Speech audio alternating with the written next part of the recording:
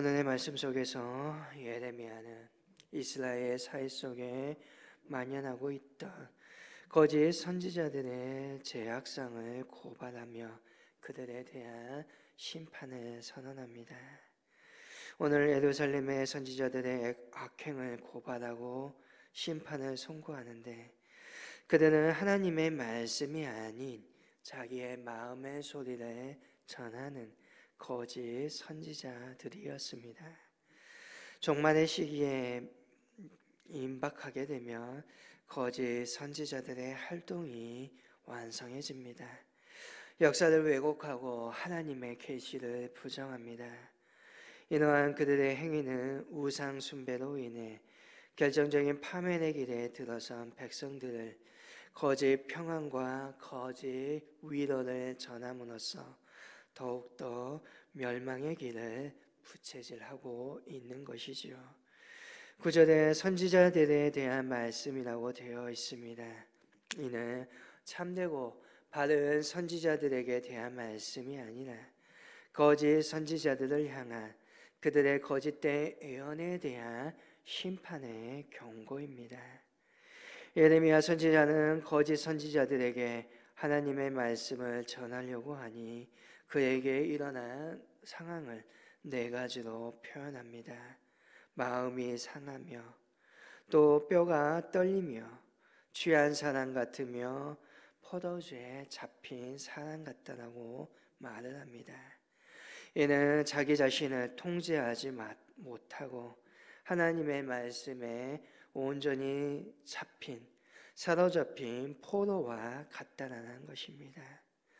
이렇게 거짓 선지자들에 대한 예레미야의 말, 또 제사장과 당시 선지자의 모습은 어떠하였기에 그는 하나님의 말씀을 듣고 이렇게 떨리고 사로잡힐 수밖에 없었을까요?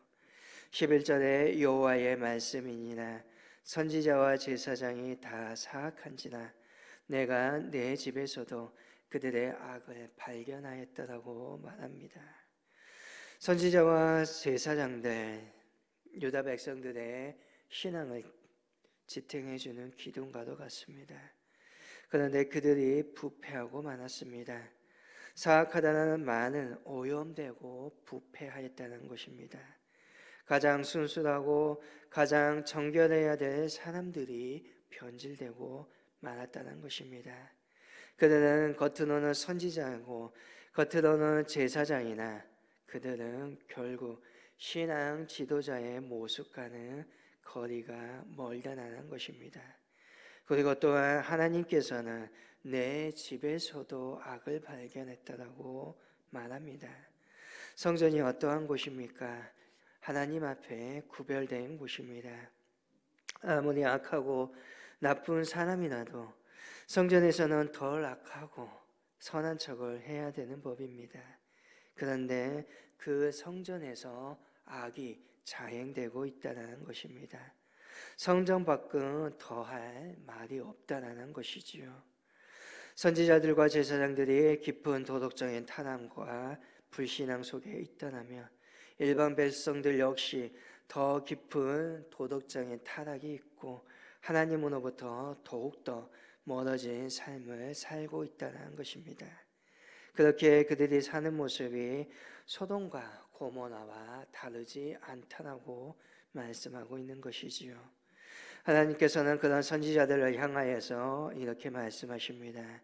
15절에 보라 내가 그들에게 쑥을 먹이며 독한 물을 마시게 하느니 이는 사악이 예루살렘 선지자들부터 나와서 온 땅에 퍼짐이라 하시니라. 쑥을 먹이시고 독한 물을 마시겠다고 하십니다. 쑥을 먹인다. 쑥을 가지고 떡을 만들어 먹이고 쑥국을 끓여 먹이게 하시겠다는 게 아닙니다. 쑥은 쓰디쓴 맛을 지닌 독초를 의미합니다. 성경에서는 달콤한 꿀과는 반대되는 의미로 쓰는 것이죠. 독한 물은 독이 든 물입니다. 그래서 쑥과 독한 물은 심판의 처절함과 그 심한 고통과 죽음에 이르는 치명적인 심판을 의미하고 있는 것입니다. 또한 16절에서 22절도 거짓 선지자들에 대한 이야기가 이어지며 그들의 속임에 대한 진노의 심판을 선언하십니다. 거짓 선지자들은 하나님께서 말씀을 받아서 전하는 것이 아니라 자기의 생각나는 대로 전합니다. 그렇게 하면서도 그것이 하나님의 말씀이라 거짓말합니다. 그래서 하나님께서는 그들의 말을 듣지 말라고 하십니다. 거짓 선지자들이 전하는 메시지는 무엇입니까? 17절에 이르기를 너희가 평안하리라 여호와의 말씀이니라 하며 또 자기 마음이 완악한 대로 행하는 모든 사람에게 이르기를 재앙이 너희에게 임하지 아니하리라라고 말합니다. 하나님을 경멸하고 하나님을 거부하는 사람들, 하나님을 떠나버린 사람들에게 그들은 평안과 재앙이 없을 거라고 말합니다. 그러나 정작 하나님을 떠나버린 인생에는 영원한 죽음밖에 없습니다. 그런데 그들은 너희에게 평안이 있을 것이라고 말합니다. 그들은 하나님의 말씀을 받지 않으면서 하나님의 말씀이라고 말합니다. 결코 그들은 하나님께서 명령하신 말씀을 듣고 전하는 것이 아니라 자기 마음에 괜찮을 대로 거짓 선자들은 너희가 평안할 것이다. 너희에게 아무 일도 없을 것이니 그저 지금처럼 살면 된다라고 말하고 있는 것입니다. 그래서 주님께서는 22절에 이렇게 말합니다. 그들이 나의 회의에 참여하였다라며 내 백성에게 내 말을 들려서 그들이 악한 길과 악한 행위에서 돌이키게 하였으리라. 회의라는 말은 조언이라는 의미도 있고 교제라는 의미도 있습니다. 즉 다시 말하면 거짓 선지자들이 하나님과 교제를 나누고 하나님의 조언을 들었다라며 그렇게 전하지 않고 그들이 제대로 하나님의 말씀을 전했다라며 백성이 자신들의 걸음을 돌이켜 올바른 길로 왔을 것이라는 것입니다. 하나님의 말씀에는 위로의 역할도 합니다. 그러나 하나님의 말씀은 악한 것을 태워버리고 또한 심판의 역할을 수행도 합니다. 거짓 선지자들이 사탄 말린 소리로 거짓 예언을 전합니다. 왜냐하면 그것을 백성들이 좋아하기 때문입니다. 백성들의 거짓된 삶 위에 거짓된 선지자들이 자라나고 있는 것입니다. 만약 우리가 하나님을 외면하고 하나님의 말씀에 순종하지 아니하고 엉뚱한 길을 가고 있다라면 아무 일 없어요, 하는 일마다 잘 될 것이야 라고 말해주는 목회자를 원한다면 우리 역시 바로 이 유다 백성과 다를 바가 없습니다. 또한 거짓 선지자들이 자기가 꿈꾼 계시인 것처럼 말을 하고 하나님께 받지 않은 말씀을 받은 것처럼 전할 때 오늘 저와 여러분에게 필요한 것은 그것을 잘 분별할 수 있는 역량, 판단력입니다. 미혹을 당하고 나면 그 피해는 고스란하게 저와 여러분의 몫입니다.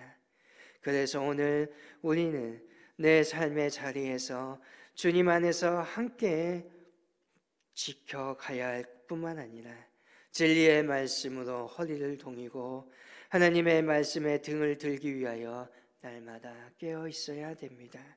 또한 기도하기를 하늘의 지혜를 주사 거짓된 영과 진실된 영을 구별할 수 있으며 하나님의 말씀과 거짓 진리를 분별할 수 있는 판단력을 있게 해달라고 오늘 우리는 기도해야 되는 것입니다. 저와 여러분이 오늘 하루도 세상의 소리에 거짓된 진리에 귀를 기울이지 아니하고 하나님의 말씀에 귀를 기울일 수 있기를 바랍니다. 그 하나님의 말씀이 때로는 내 마음을 아프게 하는 책찍과 같으나 그 음성을 들을 수 있기를 원합니다.